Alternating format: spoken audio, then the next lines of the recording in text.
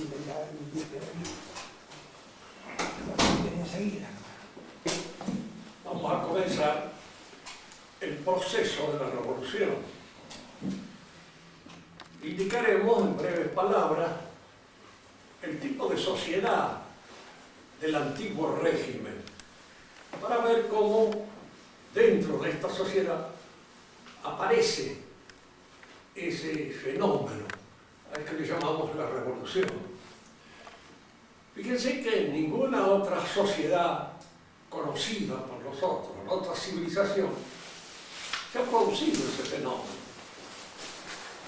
Diríamos que la revolución es un fenómeno típicamente de la sociedad cristiana y que surge en alguna medida de los principios cristianos. Son ellos los que son tomados por la revolución, arrancados del quicio sobrenatural en que están inscritos y convertidos en principios que abonan, animan, facilitan el nacimiento de una mentalidad anticristiana. No olvidemos que en el Apocalipsis se nos habla precisamente del anticristo, como la figura que en alguna medida colma todo este periodo revolucionario, que en una actitud anticristiana. Pero nadie puede ser anti-Pedro, decía don José Ortega y Gasset, con briosa prosa castellana, si antes no está Pedro, pues no puedo ser anti tal cosa si no reboto en contra de aquella cosa a la cual me opongo. El anticristo es un Cristo pervertido, es un Cristo laicizado, es un Cristo, en cierto modo, diríamos así, que bajo los pretextos cristianos está trayendo una nueva absolutamente distinta y contraria en su faz más rotunda al cristianismo. De manera que cuando uno hace la observación, digamos así como hemos pretendido hacerlo nosotros, de una visión teológica de la revolución, tenemos que observar cuáles son los principios cristianos que provocan el advenimiento de la revolución. La sociedad tradicional, la sociedad del antiguo régimen, era una sociedad fundada sobre la fe.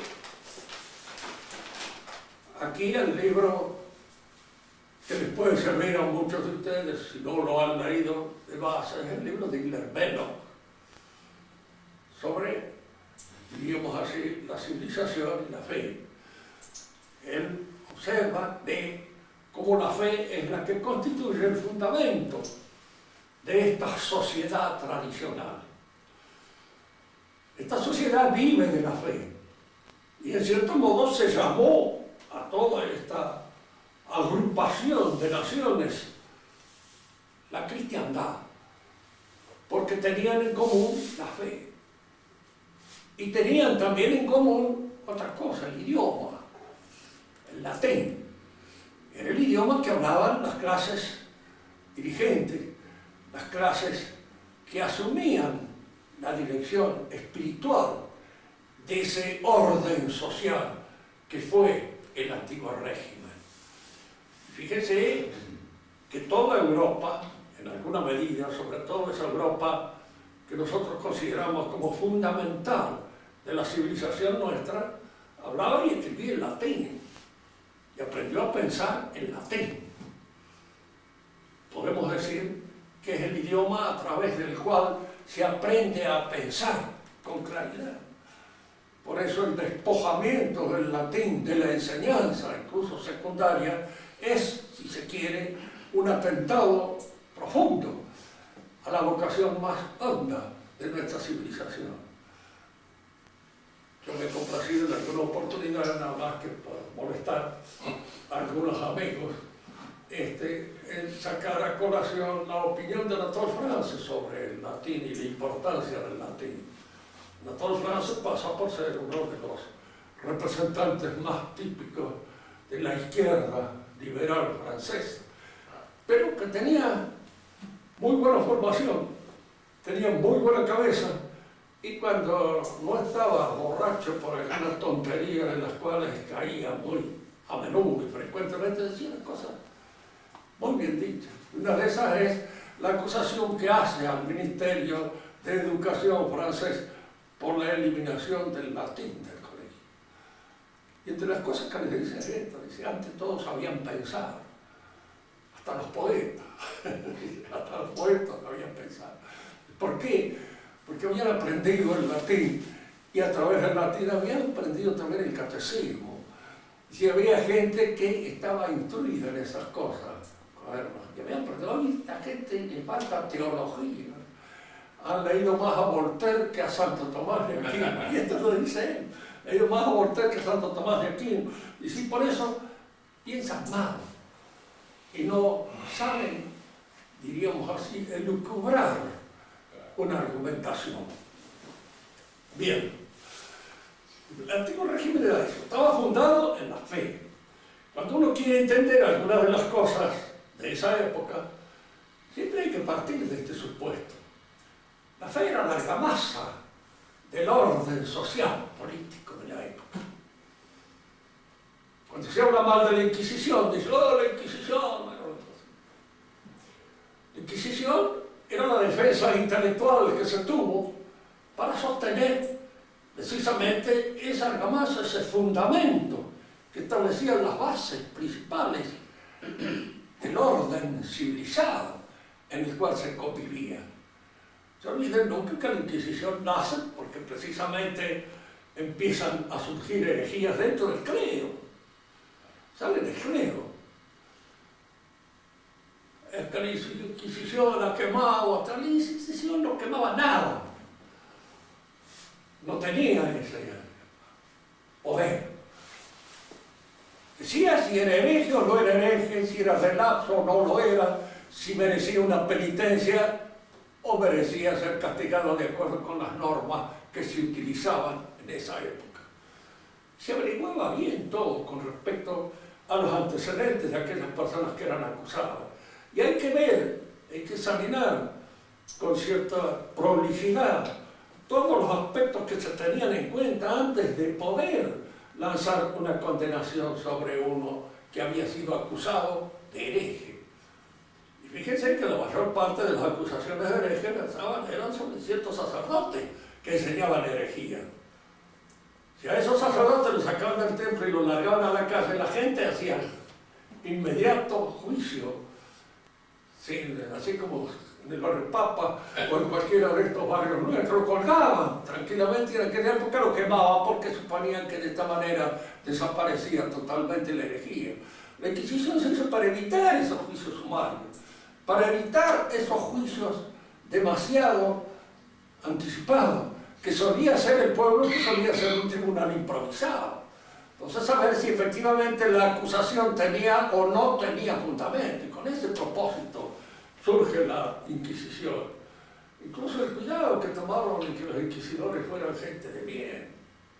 Santo Domingo de Guzmán fue inquisidor, y cuántos otros que fueron santos de la iglesia. Es decir, eran hombres a los cuales no se les podía reprochar un elemento o un movimiento pasional, que hubo abuso. Sí debe haber habido, como no, ¿de qué no se ha abusado? ¿Y cuáles son las cosas que no se prestan a abuso cuando el hombre tiene el poder de poder manejarla?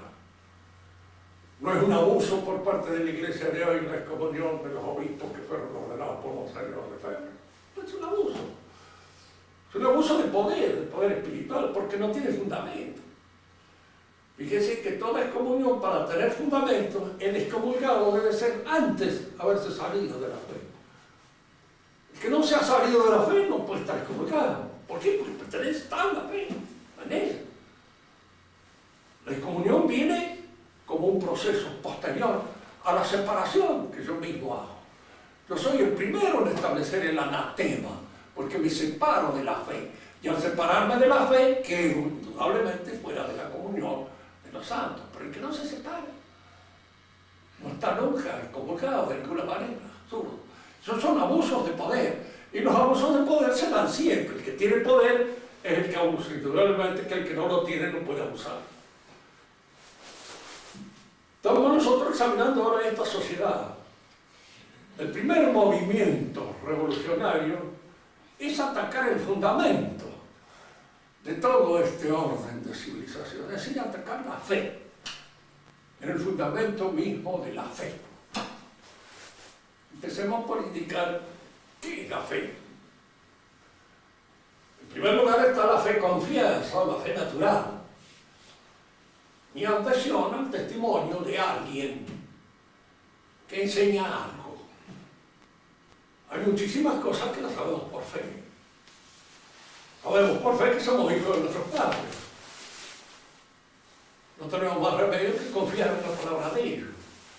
Y es la confianza en la palabra de ellos la que nos da fe en ese hecho, porque no lo podemos saber de una manera cierta. No sé si ahora esas cosas del ADN, etcétera, significa una constatación factible e indiscutible. No sé, esas cosas no entiendo. Pero en la época nuestra había que establecer la fe nada más pura y simplemente, y era ella la que establecía. ¿Y cuántas cosas en historia sabemos por fe? Toda la historia es un conocimiento de fe. Es un conocimiento que se funda en la base de los testimonios. Y fíjense que acá hay dos cosas que tener siempre en cuenta. La fe, formalmente, es una adhesión inteligente al testimonio. Y esta inteligencia se funda en dos tipos de conocimiento. En lo que el testigo afirma, si es o no es creíble, y en las características del testigo. Una cosa ignominiosa que se nos ha dicho puede ser creída por nosotros si sabemos perfectamente bien que el testigo es un degenerado de primera y que es capaz de haber cometido eso. Y dos conocimientos. Admito lo que me dice porque lo conozco a él y sé que él es capaz de haber hecho esta porquería. Y sé que siempre la fe no significa una adhesión entusiasta. Puede significar en un momento determinado una adhesión a contrapelo de lo que el testigo afirma. Pero yo tengo que tener un cierto conocimiento del testigo y una aceptación del juicio, de lo que el testigo me dice. Que Cristo nació de María Virgen, que murió y resucitó al tercer día. Se le decía a San Agustín, es creíble. ¿Quién cree en esto? Y San Agustín contestó, efectivamente, ¿quién puede creer en esto? Y pensar que hay un montón de millones de gente que ha llegado a creer. Y lo más increíble es que lo hayan hecho creer. Dice, y este grupo de gente que lo ha hecho creer, ¿cómo ha hecho creer esto? Fíjense que nosotros nos encontramos ahí hasta el misterio de lo que es la fe. Pero la fe sobrenatural ahora, no la fe natural. Porque por fe natural nosotros no creeríamos en eso. De ninguna manera. ¿Por qué? Pues una virgen no puede tener hijos y seguir siendo virgen. Alguien que muere, en general, no resucita. Y menos después de una muerte ignominiosa. ¿Cómo logramos creer en esto? ¿Cómo nosotros aceptamos este testimonio que, digamos, irrumpe en nuestra inteligencia? Ahora, si nosotros no pensamos bien, ponemos la inteligencia, Dios puede hacer concebir un hijo en una virgen. Y diríamos, si hace concebir un hijo en cualquier otra mujer, y si la concepción del hijo es una intervención divina, ¿cómo se puede de alguna manera probar que así es? Y en toda mujer existe la posibilidad de esa intervención divina. Aumentando un poco el problema, ¿por qué no puede haberlo hecho Dios en el vientre de una virgen? No ofende a la inteligencia. La inteligencia puede aceptarlo como un elemento de juicio perfectamente inteligible y aceptable por la inteligencia. Pero es indudable que esto no se hace sino por una gracia especial que recibimos los que creemos y los que de alguna manera creemos. Creo en esto porque Dios me lo ha hecho creer. El mismo Cristo se lo dice a Pedro. ¿Quién dice la gente que soy yo? Uno que es Elías, el otro que... ¿Y tú quién dices que tú eres el Cristo, el Hijo del Dios vivo?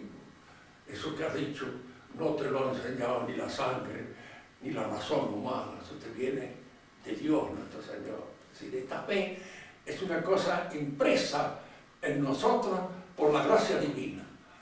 Creemos en estas cosas asistidos por esa ayuda sobrenatural de la gracia. Por eso creemos y adherimos a la fe en Cristo. A veces hablar en estas cosas de ciertas experiencias personales resulta un poco imbécil, pero no hay más remedio. Yo me convertí grande y tuve la impresión, la gracia que se me otorgaba en un momento determinado. La sentí como una gracia. Me iba a bautizar y no creía todavía. Y le dije al padre que iba a bautizar, mire padre, yo no creo que Cristo sea Dios. Y me dice, pero tenés mucha confianza en ese pensamiento que vos tenés. Digo, no, padre, quisiera creer. Bueno, entonces ven y mañana que te voy a bautizar lo mismo. Vas a creer. Y esa misma noche, leyendo la Biblia, abro la Biblia en un lugar cualquiera y digo, ya, yo estaré con vosotros hasta la consumación de los siglos. Y creí. Fue para mí como si me lo hubieran dicho. Fíjense que no vi nada, no he tenido jamás una alucinación, ni un desmayo, nada, absolutamente. Nunca he padecido ninguna cosa rara, ni en las orejas, ni en la oreja sordera, nada más. Pero no he oído de más, jamás, de menos sí, pero de más nunca. Y me pareció que eso me lo decían. Bueno, se abrieron las esclusas de mi mente. Creí, lloré como un perro, por supuesto, y al otro día me bauticé y no he vuelto a tener nunca más, diríamos así, una debilidad en el sentido de aceptar la fe como está. La fe es eso, pero al mismo tiempo es la fe en nosotros los cristianos, una fe inteligente, no es una fe ciega. ¿Por qué no creer que Dios es capaz de hacer un círculo cuadrado? Porque no es un imbécil, es una inteligencia. Y una inteligencia no concibe un círculo cuadrado. Pero su voluntad omnipotente es una voluntad iluminada por la inteligencia. No limitada, iluminada por la inteligencia. Entonces una voluntad inteligente quiere lo que la luz de la inteligencia le señala. Digo esto porque, por ejemplo, la fe de Mahoma es una fe ciega. Y nosotros a veces, los cristianos, admiramos esta ceguera absoluta del maometano, que cree lo que le dice el imán y va a ojo ciega, hace lo que le dice el imán porque Dios es omnipotente y puede querer un círculo cuadrado y puede querer que un pecado no sea pecado y puede querer un montón de disparates catastróficos que de querer los dioses este mundo sería una catástrofe de punta a punta. Esa fe no es la nuestra. Diríamos que el primer paso de la revolución es trastocar la fe. ¿Pero en qué tenemos fe nosotros? En aquello que la Iglesia nos ha enseñado. Porque todas las verdades evangélicas fuera de la Iglesia son puro veneno. Es tal como la Iglesia la enseñó, y tal como la Iglesia nos indicó. Es una fe objetiva. Credo in unum Deum Patrem omnipotente, factore, celi, eterno, visibilio, omnium, et invisibilio, etcétera, etcétera. Esos son los dogmas de fe a los cuales yo adhiero, y adhiero en cierto modo porque están sostenidos, administrados por la Iglesia. El primer ataque a la religión es cambiar la fe, modificar el curso de la fe. ¿Y en función de qué se modifica el curso de la fe? En función de un principio muy católico, muy cristiano. Lo hemos dicho varias veces y lo vuelvo a repetir porque siempre es conveniente volverlo a conocer. La Iglesia Católica es una sociedad de personas. Se entra a ella por una decisión, por un llamado de Dios. Y si uno entra cuando es chiquito, antes de ser llamado, sin embargo, de alguna manera en la medida en que va creciendo, es en la medida en que se va haciendo cada vez más conscientemente cristiano. Y esta adhesión a la Iglesia es la que constituye lo que podemos llamar nosotros un perfeccionamiento de la personalidad. La Iglesia exalta a la persona, porque es a la persona a quien se dirige, a quien va dirigida la fe. Es la persona la que se salva. No nos salvamos por diócesis, ni nos salvamos porque pertenecemos a esta capilla, ni nos salvamos porque pertenecemos a la Opus Dei, ni nos salvamos porque pertenecemos a la diócesis de Mendoza. Nos salvamos personalmente o no nos salvamos. Pero es personalmente como uno se salva, porque es personalmente como somos convocados. Entonces fíjese que acá hay una acentuación del valor de la persona. Pero esta persona forma parte constitutiva de una asociación, que es la Iglesia. Y es en esa asociación donde ella logra toda la dimensión del perfeccionamiento que Dios le exige y que Dios le pide. ¿Cómo se destruye esta fe? Exaltando el valor de la persona. Mi fe es desde ahora esta cosa que yo creo que es lo que debe ser la verdad revelada. Lo siento yo en mi interior. La Iglesia no existe. Podemos reunirnos un grupo de gente con el propósito, diríamos así, puramente pastoral, de impartir estas verdades que yo descubro en mí mismo. Pero es el descubrimiento en mí de estas verdades lo que constituye la fe. Y yo siento que me voy a salvar, si yo pienso que me voy a salvar, es porque Dios me está hablando en la interioridad de mi persona, a mí mismo, a mí solo, a mí me convoca. Y entonces es en esa convocación puramente personal donde reside desde hoy en adelante el valor de la fe. Fíjese que hay en esta fe una ligera confusión con la esperanza. Espero las cosas que han sido reveladas por Dios. Espero ser digno de merecer todas aquellas promesas que Dios nos ha hecho para el caso en que nosotros nos demos cuenta y razón y vivamos de conformidad con los principios que Él ha revelado. Pero ahora esta fe es una fe que se conjuga con la esperanza. Es una sola cosa con la esperanza.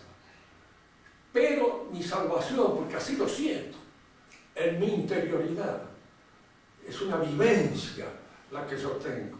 Es una experiencia viva, personal, mía, esta actitud y esta capacidad para concebir, diríamos, esa fe que me es revelada a mí también personalmente. Ya no hay iglesia, soy yo el responsable de mi fe. Y dice que esto lo enseña Lutero, pero indudablemente se enojó un poco cuando los anabatistas sacaron la conclusión lógica de esto. Si cada uno de nosotros es rey y sacerdote, cada uno de nosotros es dueño de hacer lo que se le da la gana. Esto Lutero no lo quería. En cierto modo, cuando se levantaron los paisanos de la zona en la cual él había, reclamando precisamente ese valor del sacerdote y del rey que cada uno de nosotros llevamos en nosotros. Porque somos sacerdotes y reyes, pero recién cuando hayamos atravesado el arroyo de fuego, el purgatorio, lo dice Virgilio a Dante. Virgilio acompaña a Dante hasta el purgatorio. Y una vez que atravesó el arroyo de fuego, le dice, ahora sí, tienes la mitra y el cetro, eres obispo y eres al mismo tiempo rey, porque todo lo que hagas de aquí en adelante surge de una fuente completamente limpia y pura. ¿Recuerdan eso que decía precisamente San Agustín? Una monja le estaba enseñando el camino del Monte Carmelo. Entonces le decía, hay que atravesar, pues, purgar aquí las impurezas de las pasiones, etcétera, etcétera. Y que llegaba a los pies del Monte Carmelo, subía. Entonces le dice los monjes, padre, y una vez allí, ¿qué otras cosas hay que hacer? No, si una vez allí eres libre, porque tu alma es pura y está purificada por la presencia misma de Cristo, nuestro Señor, que está en ti y vive en ti. Entonces ya no están todas esas impurezas propias de nuestras pasiones que nos impiden elevarnos más alto. En el caso de esta fe, tiene la virtud esta. Yo creo que me voy a salvar y entonces no importa muchas veces los pecados cometidos o incluso los pecados por cometer. Usted dice una cosa, peca fortiter, peca fuertemente, porque para él todo lo que el hombre hacía era pecado, porque su naturaleza era una naturaleza caída totalmente, arruinada por el pecado original. No tenía rescate, la razón siempre se equivocaba. Las palabras que Lutero decía con respecto a la razón son impronunciables entre nosotros, pero él indicaba que la razón era una porquería, de la cual mejor era no hablar, porque todo lo que pensaba, entonces había que obrar de cualquier modo en la vida, aunque este obrar fuera malo, no importa, había que obrar, porque total, al fin de cuentas, el sacrificio de Dios nuestro Señor fue uno y cubrió completamente las manchas de nuestro pecado, de manera que, aunque pequemos, ya no pecamos si tenemos fe en nuestra salvación. Si ustedes así también ven en esta primera parte de la revolución dos cosas. Primero, que se toma un principio que es un principio constitutivo de nuestra fe, la elección personal de cada uno de nosotros. Ese principio se lo saca del quicio religioso y al mismo tiempo social en el cual está inscrito. Porque que se le haría uno a Lutero de esto, sí. Es cierto que la persona es importante, pero ¿dónde se hace la persona? Humanamente hablando, ¿dónde nos hacemos? ¿Dónde nos realizamos? En el orden social al cual pertenecemos. Podemos ser desencajados del orden social al que pertenecemos. Pensamos de acuerdo con el idioma que hemos heredado, que recibimos en la cuna. En la cuna misma estamos recibiendo todos aquellos principios que de alguna manera van a servirnos para realizar nuestra conducta. No hay nada que hayamos pensado que en algún modo no lo hemos recibido del contexto social en el cual nosotros estamos inscritos. Ese hombre del que habla Lutero es un hombre arrancado del contexto social. Es un hombre que parece haber nacido por esporos y que de alguna manera, diríamos así, tiene la posibilidad de una realización autónoma, absoluta, total. Piensen en estas palabras, porque esto lo van a ver realizarse cada vez de una manera más efectiva y cada vez de una manera más patológica, más completamente mala. Cuando ustedes ven un cuadro de hoy, piensan, dicen, ¿qué ha querido decir el artista con esto? Bueno, parece que es un mensaje que tiene. Tiene que explicarlo posteriormente en otro contexto para que usted logre entenderlo, porque así a prima facie no lo entiende. ¿Por qué? Porque es una representación precisamente de esa subjetividad claustra, solitaria, que ha nacido por esporo, sola, que no habla el lenguaje plástico de los demás, habla su lenguaje plástico. Y hoy día, sí, me acuerdo cuando estudiábamos filosofía, tenía un profesor que nos decía a nosotros, cada uno debe hacerse su filosofía. Madre mía, Si cada uno hace su filosofía, el obvio que va a ser de luego entenderse de todo.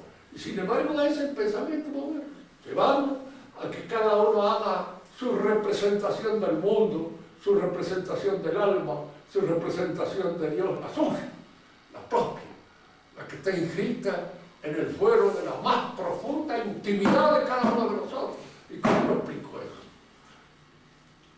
Puedo explicar eso porque el lenguaje nace de la comunicación nuestra y está fundado, diríamos así, en una interrelación que es intelectual y afectiva al mismo tiempo, pero fundamentalmente intelectual, formalmente intelectual.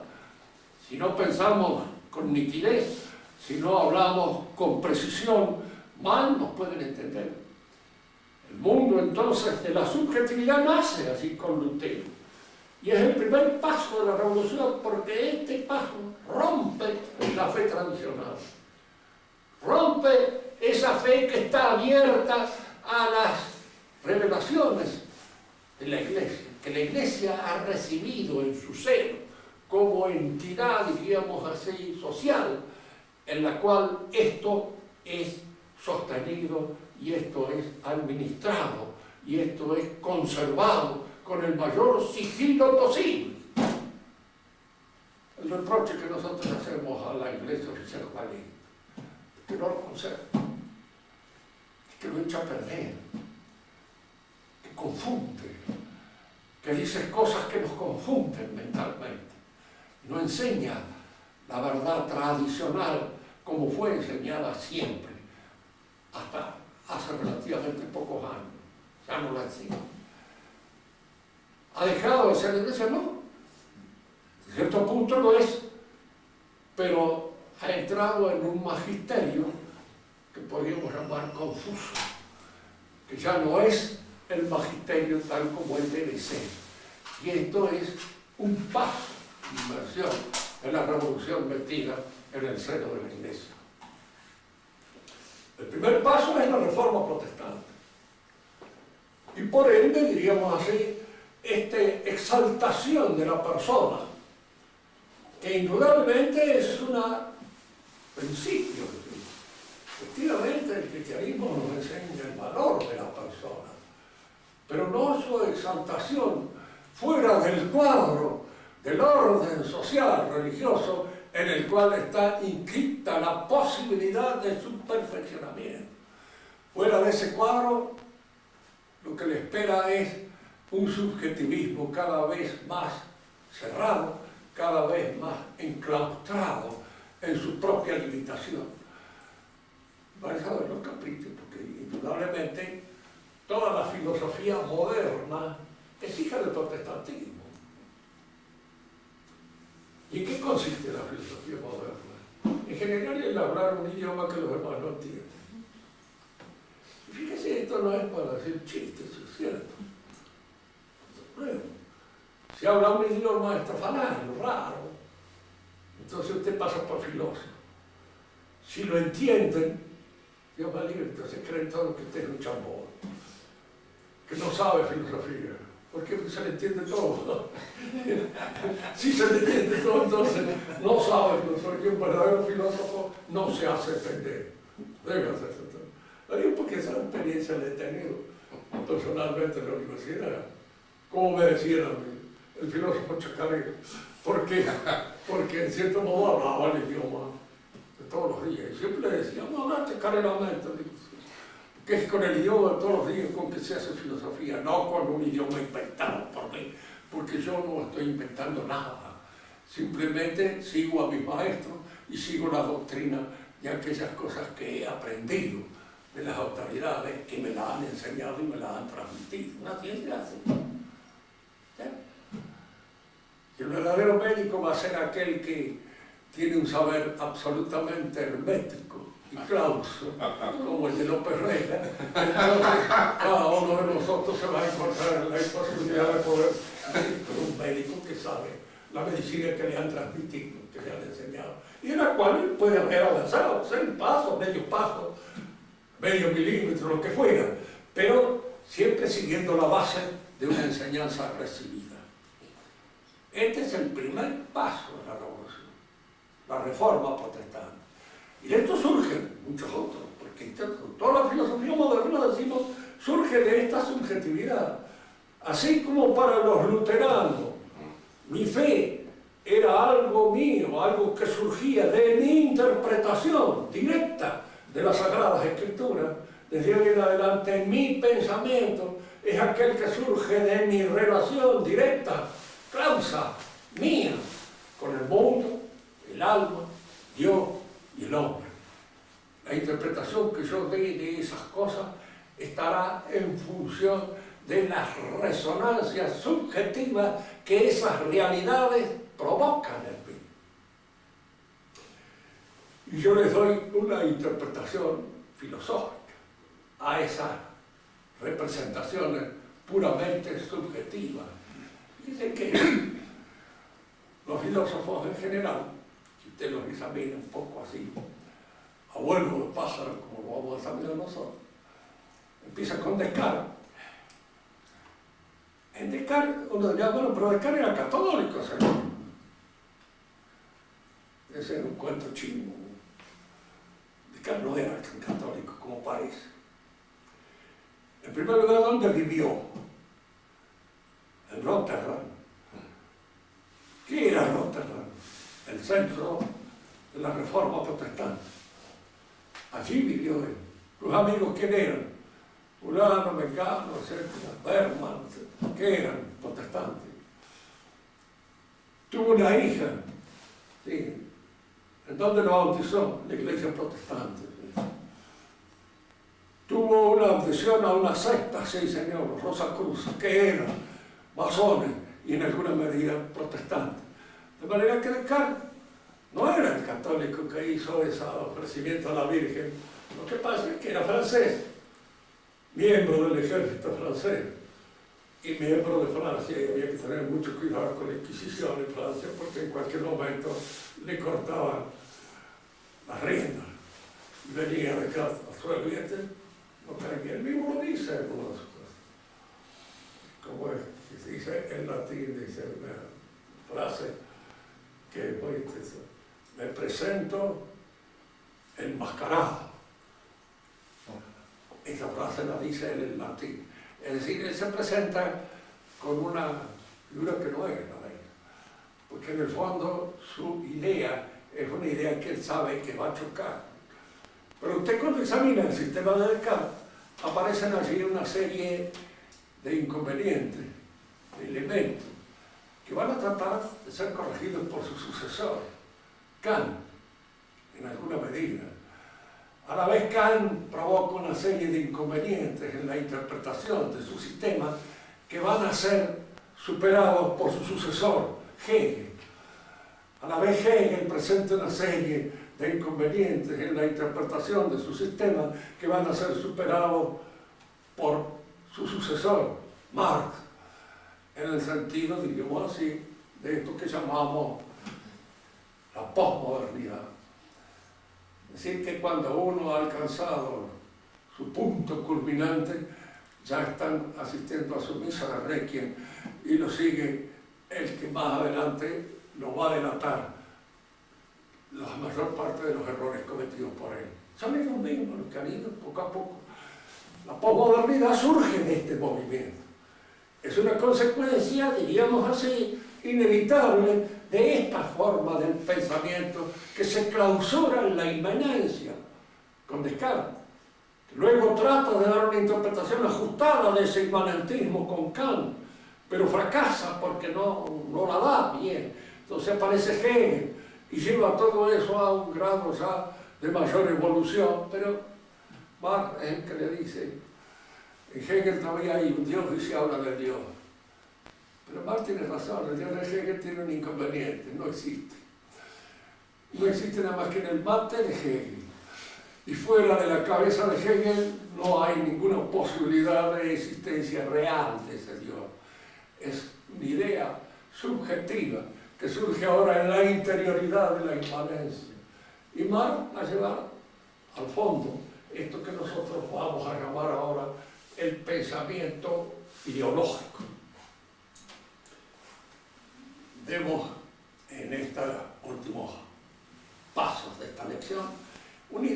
qué es la ideología, que generalmente sobre esto no se entiende. Es ideología católica. Y la diferencia es que el catolicismo no es una ideología, es una religión.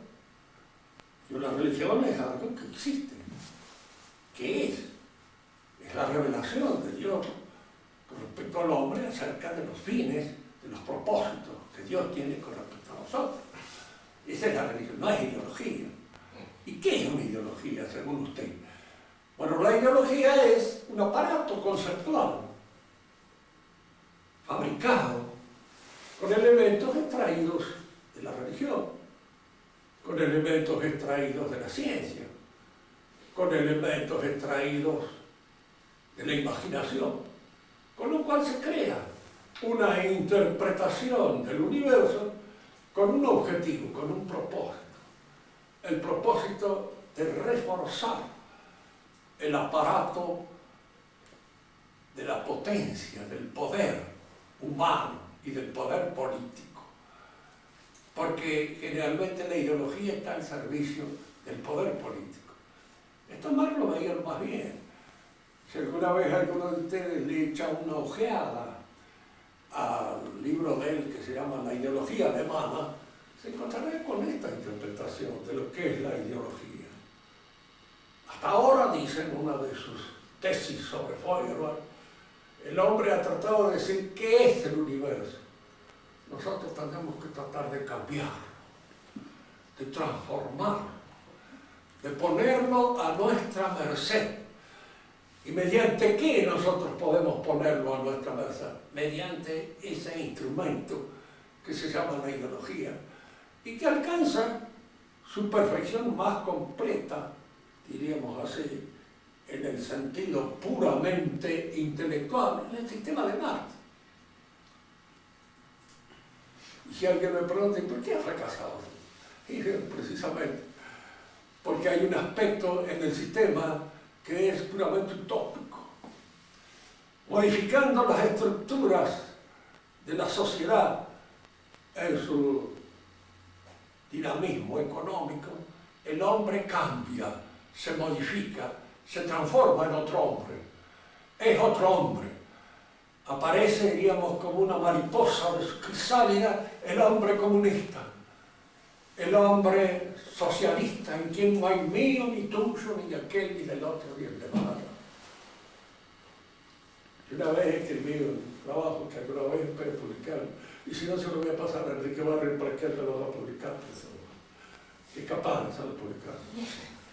Se llama sobre la ética marxista. Entonces, ver cómo en realidad los marxistas en materia de ética han quedado dependientes de una noción romántica de lo que es el eticismo. No han sacado las consecuencias cabales de esta situación. Ellos dicen, por ejemplo, que la relación del hombre y de la mujer debe desde ese momento salir del amor puro y exclusivo que tiene este determinado personaje por esa determinada muchacha que le ha conmovido sus entrañas. Muy bien, pero esta es una visión romántica, es una visión personalista, es una visión individualista. Si nosotros somos socialistas, es decir, somos el grupo, somos la agrupación, ¿por qué me va a tocar a mí en esta muchacha que a mí me gusta y por qué me gusta? ¿Qué es eso de que me gusta y por qué me gusta? Es una reflexión típicamente burguesa, subjetivista, individualista, que se da de trompicones con la aparición de este nuevo sujeto que es un comunista. Entonces, la única forma de solucionar este problema en comunista es que la organización, el Estado comunista o lo que fuera, le dé a cada uno un boleto para que le toque lo que le toque. Y de acuerdo con lo que le toque, pues conformarse con eso. Y no estar soñando con la mujer soñada, ni estar soñando con la mujer que a mí me hubiera gustado tener. Ideales burgueses, que quedan de alguna manera a través de todo. No lo han sacado esa consecuencia porque le daba bronca, le daría fastidio. Diríamos así, cada vez, dice, entonces quiere decir que el que se va a encargar de tal vez la compañera que a mí me toca es el Estado o es la organización del partido. Y sí, hijito, si usted es comunista, sí, tendrá que aceptarlo así. Ahora, si usted es un burgués, un romántico, un infeliz, bueno, van a ser cabros, no venga acá a molestarnos a los comunistas auténticos, que somos los que creemos en que todas estas cosas se solucionan colectivamente y de ninguna manera individualmente. La ideología nace así como un aparato. La primera que surge en el horizonte de la política es el liberalismo. Y tiene una virtud. No. Destruye totalmente el orden social. Ha sido creada para destruir el antiguo régimen. Fíjense que un liberal auténtico, yo no he conocido a través de la literatura más que uno, Jean-Paul Sartre. Ese era un liberal verdadero, auténtico, cabal. Cada hombre es su proyecto, decía él. Es decir, cada hombre es lo que ha decidido ser. El pobre Jean Genet, amigo de él, que era ladrón, que era homosexual, que era criminal, que tenía su proyecto. Y en su proyecto había esa realización, con la que le llaman Saint Jean Genet, San Juan Genet, lo santifica. Es una santificación un poco especial recibida, digamos, de las manos de Jean-Paul Sartre.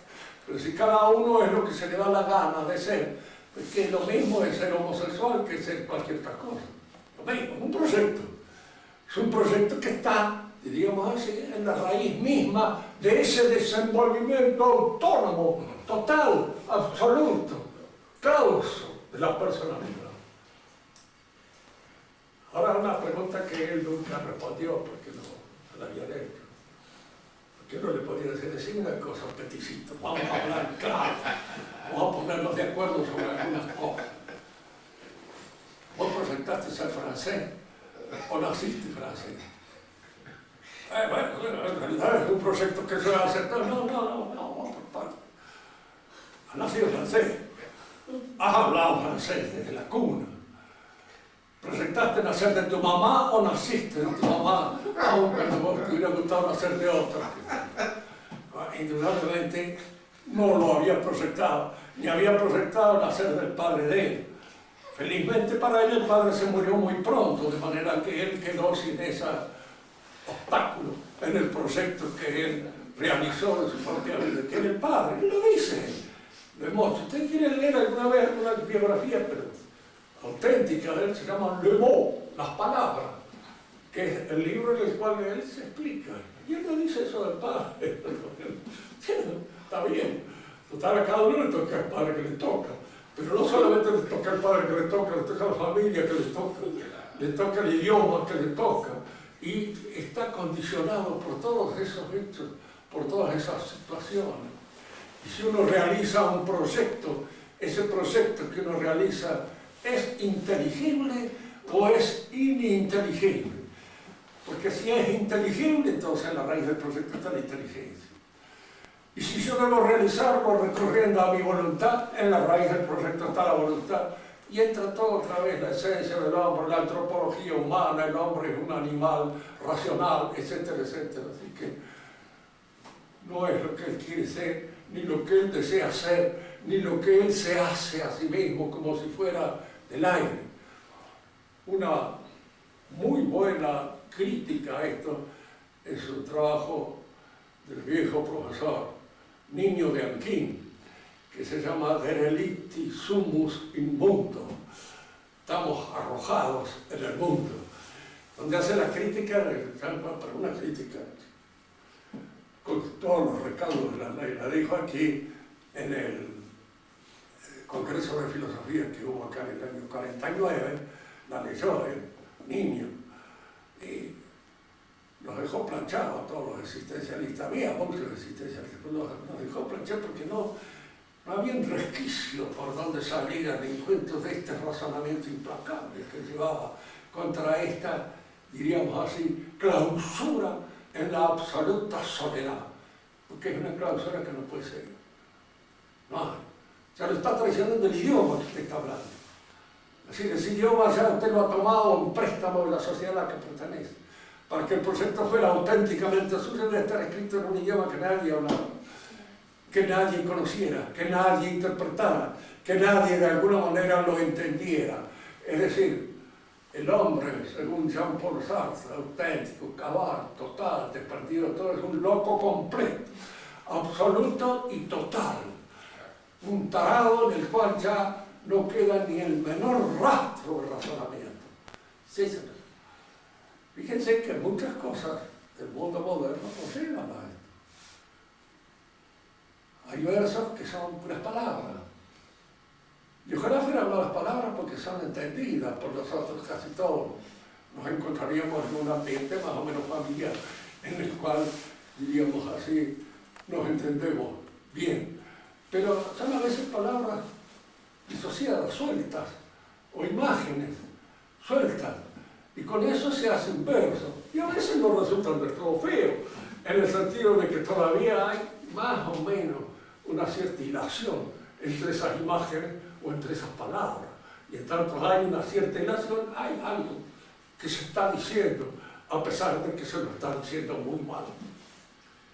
En la próxima clase entraremos nosotros a ver cómo nace este pensamiento ideológico, de qué manera se imposta, surge, cuál es la idea del mundo que lo postula, que lo hace posible, y que de alguna manera, diríamos así, anima su triunfo.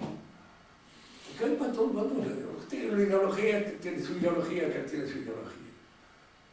Del, diríamos, liberalismo, no hemos dicho esto.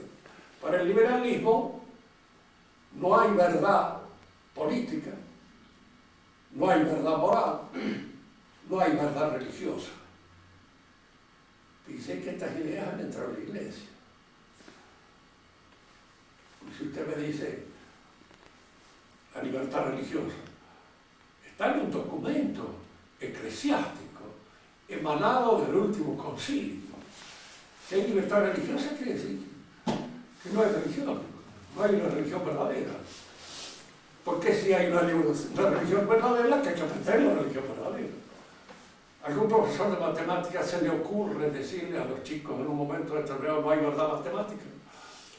Si no hay verdad matemática, los chicos tiran los apuntes y ahora dicen, bueno, mejor, nos libramos de una vez para todas de todo este lío de las matemáticas que nos están imponiendo. Con la religión sucede lo mismo y con todas las cosas. Si no hay verdad moral, cada uno viene a hacer lo que se le da la gana.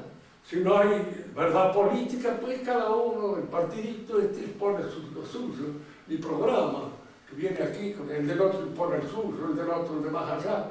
Entonces, el liberalismo se mueve en este caldo, diríamos así, de absoluta incomunicación. No hay verdad. Indudablemente que un buen liberal, cuando se trata de su vientre, va a consultar a un médico y en lo posible, si tiene plata, va a consultar a un médico que dé bien con la clava de lo que tiene. Y ya ese sí sabe, se sabe. Pero en esto no podemos dudar porque ahí me va la panza. En lo otro sí, porque total, cualquier infeliz tiene una idea de Dios más o menos aproximada. Y vale lo mismo que la de cualquier otro. No importa que sepa, que no sepa, que esto. Y en materia política lo mismo. Y algunos de ustedes me preguntan cómo era antes del liberalismo. Pues la gente era educada para mandar. Lo educaban, lo mejor que podían. Todos salían bien, no, esa era una idea absurda, estúpida. Al rey lo educaban para que matara y fuera rey en su reino. No como al pobre de la Rúa que no le han enseñado nada. Menos mal que está Tinelli para corregirlo. Pero diríamos así, la improvisación de toda esta gente que de repente alcanza su clima de incompetencia, absolutamente improvisado. Han sido educados para esta gente. Antes eran educados, mal educados, peor educados, qué sé yo. El rey recibía una educación muchas veces dura. Los sirvientes del rey no cascaban. Si alguien me dice, no, el rey va a tener, no. Los chicos del rey, los hijos del rey se quejaban a veces que los sirvientes le daban Y el padre era el primero en decirle, no le afloje, porque este tiene por delante una larga carrera en la cual es necesario que se endurezca. Y para que se endurezca es necesario que vaya aprendiendo con sangre lo que debe aprender. Y cada uno en el orden de su mano también. Lo educaban para eso, para que sirviera para eso. ¿Todos servían? No. ¿Por qué? Porque eso no es de las condiciones del hombre. La naturaleza es una naturaleza caída. Se hace lo que se puede. Uno trata de hacer lo mejor posible, pero se hace lo que se puede. En cambio ahora no se nada. ¿Quiénes son los que mandan en este país? Si ustedes piensan un poco, y cada vez es peor. Porque nosotros podemos quejarnos de la época de Sarmiento, pero eran gente honesta todavía. Eran viejos criollos educados en cánones más o menos católicos. Sabían decir, no robaban. Ahora el que no es chorro es un imbécil. Y peor que chorro. Porque hace cosas más estúpidas todavía. ¿Sí? ¿Alguna pregunta?